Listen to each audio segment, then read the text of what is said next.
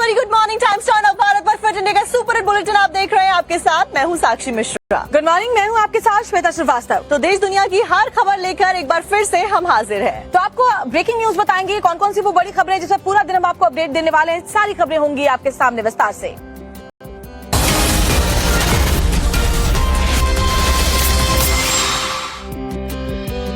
और सबसे पहले बात करेंगे उत्तर प्रदेश में फतेहपुर में जो विवाद हुआ था उसको लेकर के मंदिर वर्सेस मकबरे के विवाद में देखिए बहुत गर्माता जा रहा है। हिंदू पक्ष ने पुलिस प्रशासन पर एक तरफा कार्रवाई करने का आरोप लगाया है। हालांकि पुलिस प्रशासन की मुस्तैदी बहुत ज्यादा है। मौके पर भारी संख्या में जो पुलिस बल है उनकी तैनाती कर दी गई है। एहतियाती कदम उठाया जा रहा है क्योंकि हिंदू पक्ष के द्वारा कह दिया गया है कि हम एक बार फिर से वहां पर जाएंगे और पूजा अर्चना करेंगे। जन्माष्टमी का पर्व आ रहा है और ऐसे में प्रशासन के लिए एक बार फिर से बड़ी चुनौती होने जा रही है। हालांकि सुरक्षा के पुख्ता इंतजाम किए गए हैं। 3 लेयर की बैरिकेडिंग कल भी वहां पर नजर आई थी। अब एक्शन में पुलिस से आरोपियों की गिरफ्तारी के लिए टीम भी बना दी गई है, लेकिन अभी तक किसी की गिरफ्तारी हुई नहीं है। और देखिए तस्वीरें आपकी स्क्रीन पर एक ऐसे बड़ी तादाद में जो हिंदू पक्ष के लोग हैं वो मकबरे के आसपास में पहुंचे। पूजा अर्चना उनके द्वारा पहले भी की गई थी, झंडा भी उनके द्वारा फैलाया गया था और एक बार फिर से पूजा अर्चना करने की मांग को लेकर यहाँ पर बड़ी तादाद में जो हिंदू पक्ष के लोग हैं मौजूद हैं।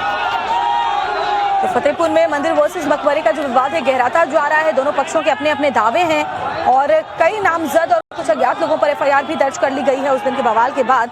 हालांकि अभी तक किसी की गिरफ्तारी नहीं हो पाई है और हिंदू पक्ष का कहना है कि एक तरफा कार्रवाई पुलिस कर रही है और सरकार ने भी रुख साफ कर दिया है कि फिर चाहे दोष की कोई भी हो, एक्शन होकर रहेगा।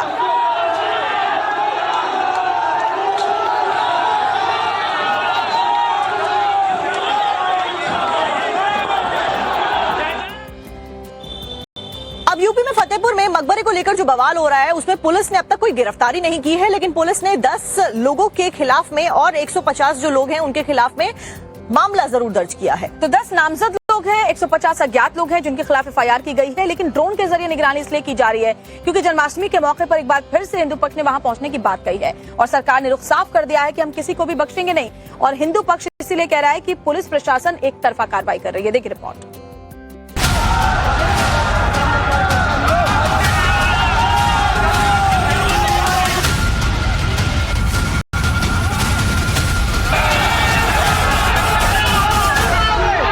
फतेहपुर में मकबरा या शिव मंदिर,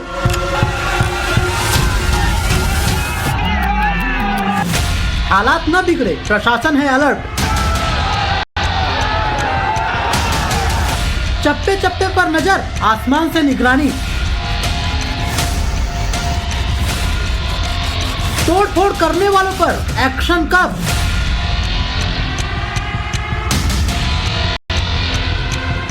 पहचान तो हुई, गिरफ्तारी होगी कब?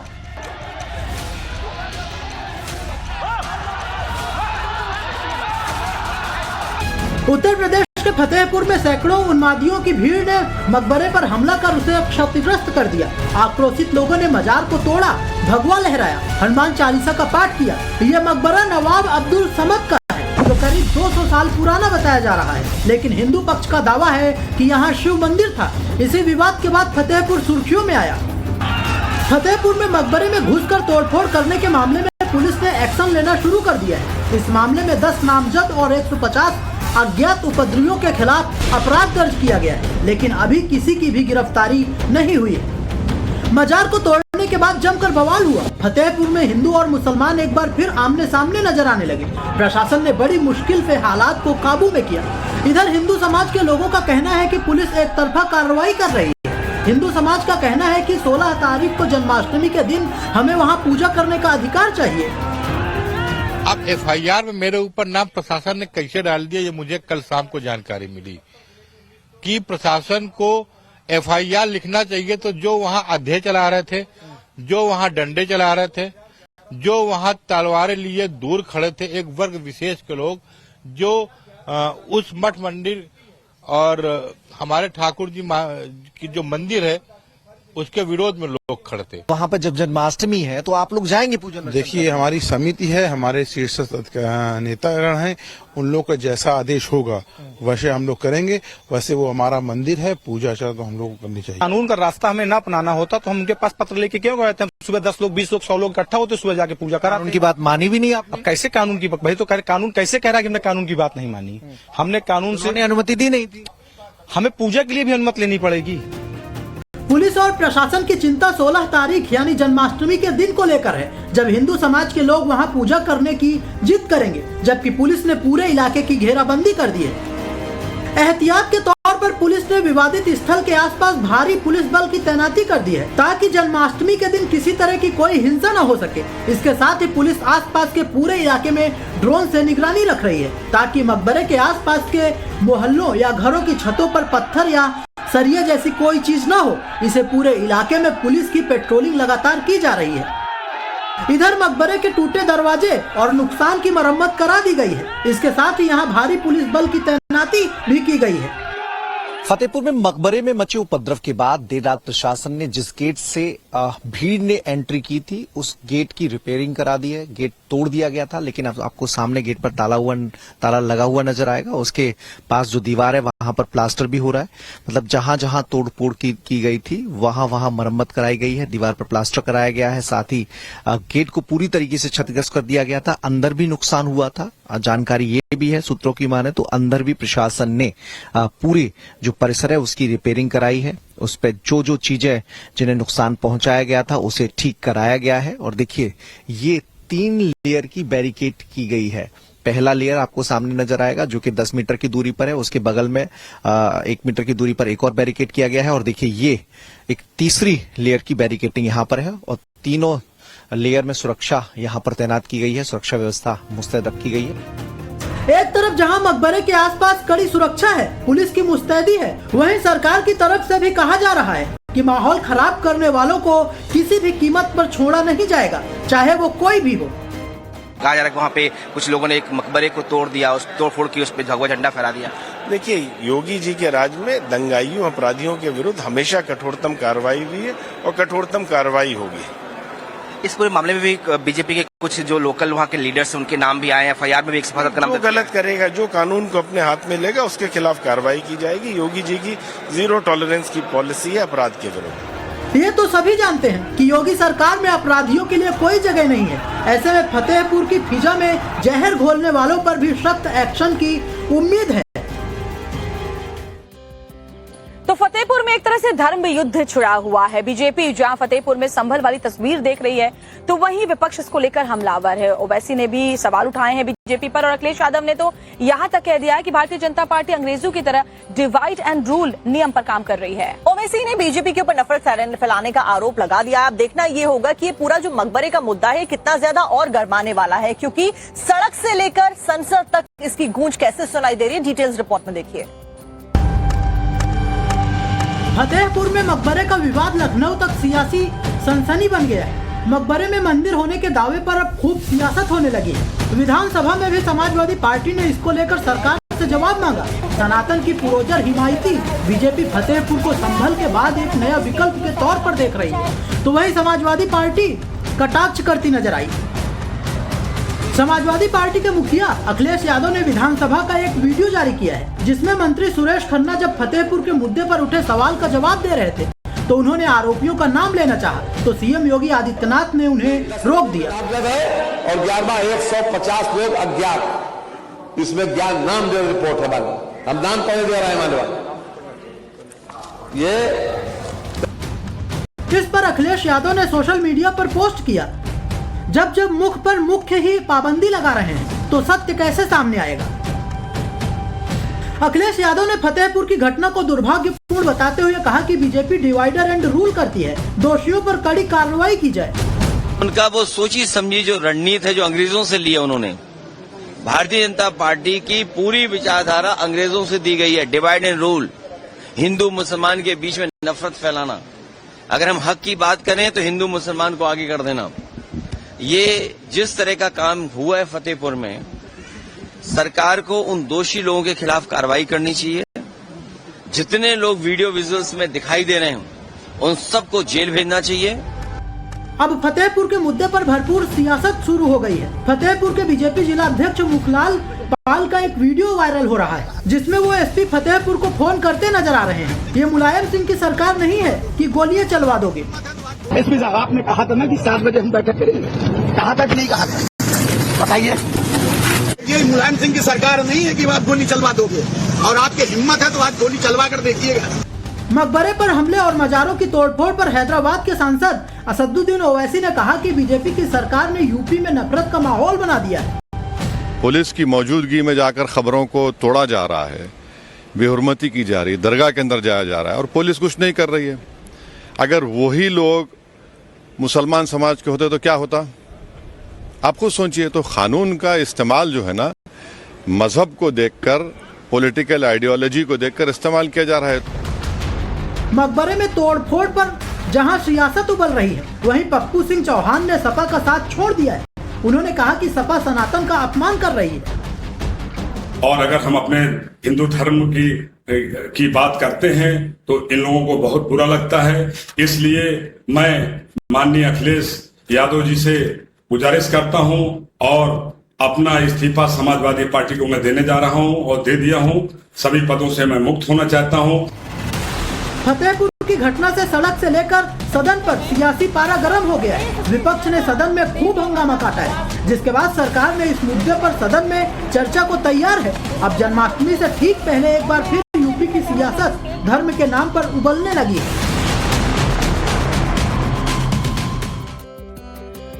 और सीधे रुख करेंगे इस वक्त की बड़ी खबर का। प्रधानमंत्री नरेंद्र मोदी से जुड़ी हुई खबर, जो कि यूएसए जा सकते हैं। संयुक्त राष्ट्र महासभा का आयोजन और उस बीच सितंबर के महीने में प्रधानमंत्री यूएसए जा सकते हैं। तो अगले महीने उनका ये दौरा अमेरिका का हो सकता है और खासतौर पर ट्रंप के साथ जो तनातनी इस वक्त चल रही है, जिस तरह के एक्शन और बयान दिए गए हैं अमेरिकी राष्ट्रपति की तरफ से, ऐसे में ये मुलाकात और उनका ये दौरा बहुत अहम हो जाता है। यूएन की बैठक में शामिल होंगे प्रधानमंत्री नरेंद्र मोदी। दरअसल अब फिलहाल मौजूदा वक्त में यूएसए के द्वारा भारत के ऊपर 50% टैरिफ लगा दिया गया है, जिसमें से 25% टैरिफ मौजूदा वक्त में लागू किया जा चुका है। बल्कि अतिरिक्त जो 25% टैरिफ है वो आने वाले समय में लागू किया जा सकता है। और इसी को अनुचित और तर्कहीन प्रधानमंत्री के द्वारा अपने संबोधन में भी बताया गया था।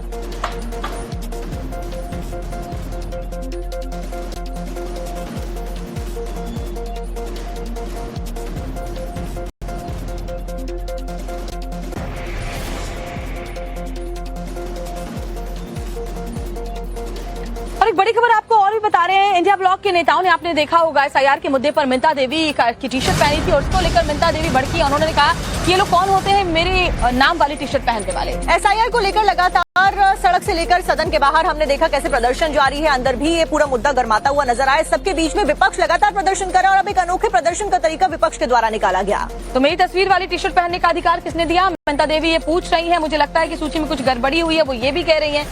तो बड़ी खबर आपको बता रहे हैं, जब इंडी अलायंस के सांसदों ने बिहार की मिंता देवी के नाम वाली टी शर्ट पहनकर विरोध किया था, अब इस राजनीतिक प्रदर्शन पर खुद मिंता देवी ने आपत्ति जताई है। मिंता देवी का नाम चुनाव आयोग की वोटर सूची में कथित तौर पर 124 साल की उम्र के साथ में दर्ज है। मिंता ने कहा कि मुझे प्रशासन की ओर से कोई भी फोन तक नहीं आया।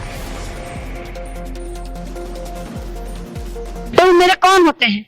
प्रियंका गांधी या राहुल गांधी मेरे कौन होते हैं? उनको अधिकार किसने दिया कि मेरे नाम का टी शर्ट, मेरे तस्वीर का फोटो लगा कर टी शर्ट पहने? क्यों कारण क्या है? वो कौन होते हैं? उनको अधिकार दिया किसने? कहना है कि जो अभी चुनाव में ये चल रहा है नाम जोड़ने का प्रक्रिया, आपका उम्र बढ़ा कर क्यों बढ़ा गया है? कारण कौन बताया है? कौन बढ़ाने के लिए बोला है? कोई बताया होगा ना, बढ़ाया होगा ना। आपको लगता है इसमें गड़बड़ी हुई है? अब गड़बड़ी हुई है, हम नहीं किया है तो हमको क्या पता चलेगा कि गड़बड़ी हुई है? नहीं, जो किया है उसको पता नहीं चल रहा है। आपको क्या लगता है? हमको तो लग रहा है कि गड़बड़ी है, मगर गड़बड़ी जो किया है उसको क्या लग रहा है नहीं गड़बड़ी है। उसको अगर नहीं लग रहा है तो वो समझे, वो उसका काम समझे, हम क्या जानते हैं।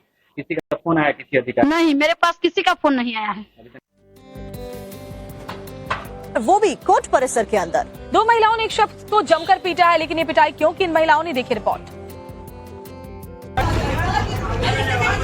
एक शख्स, 2 महिलाएं और कोर्ट में हंगामा। एक ने बाल पकड़े, दूसरे ने थप्पड़ जड़े। कोर्ट में जुलूस निकला, हाई वोल्टेज ड्रामा चला। एक शख्स जिसे 2 महिलाओं ने पकड़ा हुआ है, कभी उसे बालों से पकड़कर पीटा गया तो कभी गिरेबान पकड़कर खींचा गया। जामनगर कोर्ट परिसर में यह हाई वोल्टेज ड्रामा बहुत देर तक चलता रहा। शख्स को महिलाएं पीटती रही, लेकिन बीच बचाव के लिए कोई आगे नहीं आया। बताया जा रहा है कि शख्स और दोनों महिलाएं किसी केस के सिलसिले में कोर्ट पहुंची थी, लेकिन शख्स ने दोनों महिलाओं पर कोई कमेंट कर दिया, जिसके बाद दोनों महिलाओं ने शख्स को पकड़कर सबक सिखाना शुरू कर दिया। शख्स की जमकर पिटाई करने के बाद दोनों महिलाएं उसे गिरेबां पकड़कर बाहर तक खींचती लाई। इस दौरान बवाल को लेकर मौके पर पुलिस पहुंच गई। पुलिस ने तीनों को गाड़ी में बिठाया और थाने ले गई। एक वीडियो वायरल है पंजाब के मोगा से, जिसमें पति पत्नी का डांस को लेकर खबरें सामने आ रही हैं। कभी उनके रिश्तों के बिखरने की जानकारी और कभी ये पूरा मामला मर्डर तक जा पहुंचता है। सबके बीच में पंडित धीरेन्द्र कृष्ण शास्त्री के द्वारा एक वीडियो पति पत्नी को लेकर जारी कर दिया गया है। उन्होंने ये भी कहा कि जो रिश्ते आजकल टूट रहे हैं उसकी वजह क्या है और इसके अलावा क्या किया जा सकता है जिसकी वजह से पति पत्नी के रिश्तों में खटास न आए और ये रिश्ते लंबा वक्त तय कर सकें। साथ में आपको भी सुनवा देते हैं क्या कहा उन्होंने। पति पत्नी का रिश्ता बड़ा कमजोर हो गया। जय श्री राम। ये न्यूज़ें, ये लगातार सुर्खियां, अखबारों की ये कटिंग बता रही है कि जो 7 जन्म तक जीने मरने की कस्में वादे और 7-5 वचन दिए जाते थे मंडप के नीचे आचार्य के द्वारा, वो इतने कमजोर हो गए। पता है क्यों? क्योंकि आजकल आदमी सुंदर खोज रहा है, समझदार नहीं। सुंदर आदमी से ज्यादा महत्वपूर्ण समझदार आदमी होना बहुत जरूरी है। सुंदर हो या ना हो, यदि समझदार रहेंगे तो सफर लंबा होगा। समझदार नहीं होंगे, केवल सुंदर रहेंगे तो सफर बहुत छोटा होगा। लंबी रेस का घोड़ा बनना है तो समझदार साथी चुनो। सुंदर ही नहीं, समझदार भी होना चाहिए। अब खबर गुजरात के सूरत से आपको दिखाते, एक महिला का यहाँ पर हाई वोल्टेज ड्रामा देखने को मिला है। लेकिन तेंदुआ जो किसानों को तो नजर आया, लेकिन वन विभाग की टीम को अभी तक नहीं दिखाई पड़ा है। खेत में टहल रही मादा तेंदुआ, 2 शावकों के साथ चहलकदमी, खौफ में किसानों की सांस अटकी। ड्रोन से चप्पे चप्पे की निगरानी। यूपी के सीतापुर में मादा तेंदुए की दहशत देखने को मिली है। स्थानीय लोगों ने नहर के पास खेतों में मादा तेंदुए को 2 शावकों के साथ टहलते हुए देखा। किसानों ने बाघिन का वीडियो बनाकर सोशल मीडिया पर अपलोड कर दिया, जिसके बाद मामले की जानकारी वन विभाग और प्रशासन को दी गई। मौके पर पहुंची प्रशासन की टीम घंटों तक मशक्कत करती रही, लेकिन तेंदुए को तलाश करने की तमाम कोशिशें नाकाम नजर आई। वन विभाग की टीम ने पंजों के निशान और ड्रोन की मदद से तेंदुए को तलाशने की भी कोशिश की, लेकिन टीम को फिर भी कामयाबी नहीं मिल पाई। तेंदुए को लेकर अढ़नापुर गांव में दहशत का माहौल है, तो वहीं तलाश भी जारी है। अब खबर आगरा से, जो एक शख्स उफनती हुई यमुना नदी में कूद पड़ा, लेकिन जल पुलिस ने उसे देख लिया। और उसके बाद में क्या होता है? सारी जमीन को कब्जा करके ये अवैध कब्रिस्तान यहाँ पर बनाई गई थी, जिस पर अब एक्शन लिया गया है। बुलडोजर एक्शन की ये तस्वीरें एक बार फिर से संभल से आई हैं। यहाँ पुलिस प्रशासन ने 3 बीघा सरकारी जमीन को अवैध कब्जे से छुड़ाया है। बुलडोजर ने कब्रिस्तान के मेन गेट से लेकर अंदर बनी अवैध स्ट्रक्चर को जमींदोज कर दिया। बुलडोजर एक्शन में पहले प्रशासन ने ड्रोन कैमरे से पहले आसपास के इलाके की निगरानी कराई। प्रशासन के मुताबिक नवीन पट्टी से इस सरकारी जमीन पर कई सालों से कब्रिस्तान बनाकर कब्जा किया गया था। इस मामले को लेकर 2 महीने पहले लेखपाल की रिपोर्ट के आधार पर कोर्ट में विवाद दर्ज किया गया था। अदालत की तरफ से मस्जिद कमेटी को सरकारी जमीन से अवैध कब्जा हटाने के लिए नोटिस दिए गए थे, लेकिन मस्जिद कमेटी ने अपना कोई भी कब्जा होने से साफ इनकार कर दिया। 9 जुलाई को कोर्ट ने नवीन पट्टी की 3 बीघा सरकारी जमीन पर कब्रिस्तान बनाकर किए गए अवैध कब्जे को हटाने के लिए आदेश जारी किया और मंगलवार को पुलिस प्रशासन ने मौके पर पहुंचकर इसे अंजाम दे दिया। खबर उत्तर प्रदेश के जौनपुर से, भीषण सड़क हादसा हुआ है यहाँ पर और 4 लोगों की मौत हो गई है। दरअसल रोडवेज की बस और ट्रक के मुद्दे को लेकर लगातार विपक्ष जो है वो हंगामा कर रहा है और एक बार फिर से एक ऐसी खबर मिली है। और राहुल गांधी को दरअसल इस विरोध प्रदर्शन में अपने जो इंडिया गठबंधन के बाकी दोस्त हैं, बाकी साथी हैं, उनका भी जबरदस्त समर्थन मिल रहा है, जिससे वो पूरे कॉन्फिडेंस में नजर आ रहे हैं और इस मुद्दे पर जमकर सरकार पर सवाल उठा रहे हैं।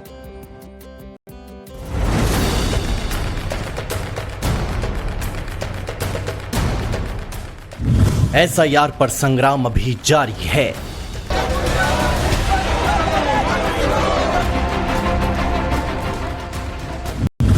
क्योंकि पिक्चर अभी बाकी है। SIR पर कांग्रेस ने कसी कमर। इंडिया अलायंस करेगी बड़ा गदर। सवाल पर थोड़ा सा थमे, रुके और बेहिचक बोल दिया कि पिक्चर अभी बाकी है। अभी पिक्चर बाकी है, अभी पिक्चर बाकी है, अभी पिक्चर बाकी है। एक बात तो साफ है कि एसआईआर पर छिड़ा संग्राम अभी नहीं थमेगा।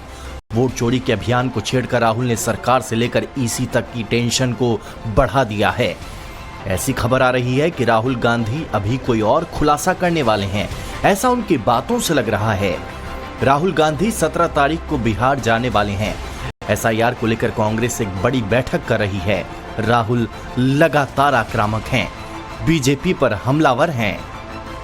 हम कॉन्स्टिट्यूशन की रक्षा कर रहे हैं।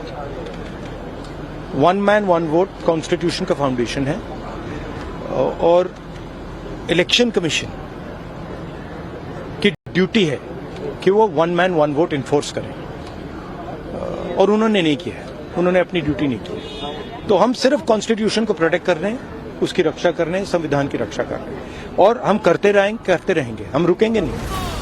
बिहार में एसआईआर को लेकर कांग्रेस में मंथनों का दौर जारी है। बैठक में पार्टी अध्यक्ष मल्लिकार्जुन खड़गे, राहुल गांधी, केसी वेणुगोपाल समेत सभी प्रदेश अध्यक्ष, प्रभारी और महासचिव शामिल होंगे। इस बैठक में एसआईआर को लेकर आगे की रणनीति तय होगी। एसआईआर पर आक्रामक कांग्रेस 14 अगस्त से मशाल जुलूस, 15 अगस्त से हस्ताक्षर अभियान और 22 अगस्त से वोट चोर गद्दी छोड़ रैली करेगी। एसआईआर को लेकर पूरा विपक्ष एकजुट है। वो लगातार बीजेपी और इलेक्शन कमीशन के खिलाफ हमलावर हैं। चुनाव आयोग हिटलर के तरह मुखर कानून, ये अलाउद्दीन के चिराग तो है नहीं। चुनाव आयोग कभी कह देंगे हम सीसीटीवी फुटेज नहीं दिखाएंगे, कभी कह देंगे 65 लाख के लिए हम बाद नहीं है। एक एक वोट की कीमत है। अगर यहाँ हजारों लाखों वोटों का हेरफेर हो रहा है और कोई सफाई नहीं आ रही, मैंने उल्टा बोल रहे हैं कि राहुल जी एफिडेविट दें। अरे हम तो कह रहे हैं इसकी जांच करिए, और निर्वाचन आयोग को, सच में निर्वाचन आयोग की जिम्मेदारी बहुत बड़ी है इस मुल्क में। सबसे बड़ा लोकतंत्र है, वहां पर अगर चुनाव पारदर्शी तरीके से किसी को आशंका है तो उस आशंकाओं को दूर करने का काम निर्वाचन आयोग का है। क्योंकि वोट चोरी हम सिर्फ हवा में कुछ बात नहीं कर रहे हैं। बहुत सारे ऐसे लोगों को हमने दिखाया है, जो वो आदित्य श्रीवास्तव है, शकुन रानी है, मिंता कोई देवी है। मिंता देवी दुनिया में सबसे बुजुर्ग लेडी देश में, 124 साल की। फोटो कुछ अलग दिख रहा है, ये इनकी उम्र कुछ अलग दिख रही है। एक तरफ जहां विपक्ष एसआईआर को लेकर और राहुल गांधी के वोट चोरी वाले आरोपों पर मुखर है, तो वहीं सत्ता पक्ष भी आक्रामक है। वो विपक्ष को घेरने में कोई कोर कसर नहीं छोड़ रहे। एक भी ऐसे नेता हैं विपक्ष के, एक भी नाम बताइए जिन्होंने इस बार अपना एसआईआर में फार्म नहीं भरा। अपना नहीं भरा, पत्नी का नहीं भराया, बच्चों का नहीं भराया, सास ससुर का नहीं भराया, फूफा फूफी का नहीं भराया। कौन ऐसा नेता है? एक का नाम बताइए। 55 साल में तो व्यक्ति को रिटायर कर देते हैं, सरकार रिटायरमेंट की तरफ चला जाता है, व्यक्ति 60 साल में रिटायर हो जाता है, 58 में। उसका नेतृत्व राहुल गांधी कर रहे हैं। मैं ये मानता हूं कि जो वो मुद्दे उठाता है वो बालक बुद्धि के मुद्दे हैं। एसआईआर पर पक्ष और विपक्ष दोनों आमने सामने हैं। कुछ ही महीनों में बिहार में विधानसभा के चुनाव होने हैं। जैसे जैसे चुनाव की घड़ी नजदीक आ रही है, सियासत और गर्म होती जा रही है। और एक बड़ी खबर आपको बताएं, उत्तर प्रदेश विधानसभा का मानसून सत्र चल रहा है और आज 24 घंटे लगातार विधानसभा चलेगी। और ये दिन ऐतिहासिक होने वाला है, क्योंकि ये पहली बार होगा जब 24 घंटे उत्तर प्रदेश में विधानसभा चलने वाली है। और इसी को लेकर हालांकि विपक्ष हंगामे के आसार जरूर दिखा रहा है, क्योंकि उनकी तरफ से अनावश्यक इसको बता दिया गया है। सुबह 11 बजे से कल 11 बजे तक सदन की जो कार्यवाही है वो चलती रहेगी। विकसित उत्तर प्रदेश 2047 का विजन डॉक्यूमेंट इसमें पेश होगा। योगी सरकार इस विजन डॉक्यूमेंट को पेश करने वाली है। विजन 2047 के तहत भारत को विकसित राष्ट्र बनाना है, उत्तर प्रदेश को एक बड़ी इकोनॉमी के रूप में सामने रखना है। और यही कारण है कि इस दिन को भी ऐतिहासिक बनाने के लिए ये निर्णय लिया गया कि 24 घंटे तक विधानसभा का सत्र चलने वाला है। योगी सरकार यूपी का विजन डॉक्यूमेंट पेश करेगी, जिसमें तमाम जो अलग अलग विभागों के मंत्री हैं वो अपने अपने डिपार्टमेंट का विजन डॉक्यूमेंट पेश करेंगे। समाजवादी पार्टी ने इसका बहिष्कार किया है। आज विधानसभा के मानसून सत्र का तीसरा दिन है, जो 24 घंटे तक चलने वाला है। सामाजिक, आर्थिक और बुनियादी ढांचे को और भी ज्यादा बेहतर करने को लेकर विजन 2047 उत्तर प्रदेश की सरकार इसके ऊपर आज चर्चा करने वाली है। और खास बात यह कि 24 घंटे सभी जो लोग हैं सदन में मौजूद रहने वाले हैं।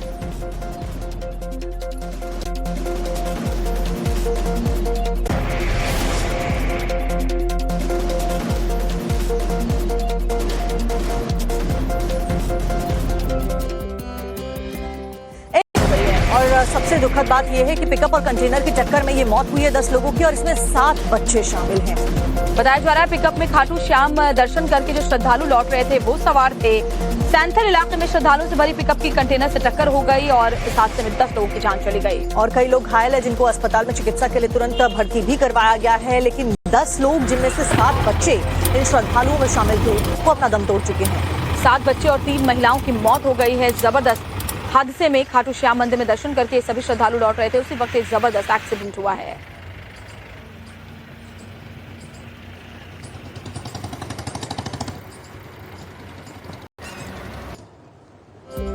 और अब खबर हरियाणा राजस्थान बॉर्डर से आपको बताएंगे, जहां पर 2 समुदायों के बीच में पार्किंग को लेकर हिंसक झड़प की जानकारी मिली है। कुल्लू में ये जबरदस्त बवाल मचा है। पार्किंग का विवाद था जो काफी दिन से चला रहा था और उसके बाद ये बवाल इतना ज्यादा बढ़ गया कि दोनों समुदाय आमने सामने आ गए। अब आप सोचिए कि इस पूरे घटनाक्रम में आगजनी की गई, गाड़ियों को फूका गया, पत्थरबाजी भी की गई है और एक दूसरे को लोग पीटते हुए भी नजर आए। तो आपको याद होगा कि हरियाणा के नूह में इससे पहले भी जबरदस्त बवाल मचा था। सावन के महीने में एक बार फिर से नूह में देखिए दोनों समुदाय आमने सामने आ गए। हालांकि इस बार जो मसला है वो हाजीपुर गांव के बीच गाड़ी खड़ी करने को लेकर था, जो विवाद इतना बढ़ गया कि दोनों समुदायों में हिंसक झड़प शुरू हो गई। घटना के दौरान चारों तरफ हड़कंप का माहौल था और इधर उधर लोग भागते नजर आए। सूचना मिलते ही हरियाणा और राजस्थान दोनों राज्यों की पुलिस फोर्स भी मौके पर पहुंची। पुलिस ने मोर्चा संभालते हुए स्थिति को काबू करने की कोशिश भी की। झड़प के बाद सड़क पर जाम की स्थिति बन गई थी, जिसे पुलिस ने हटवाया।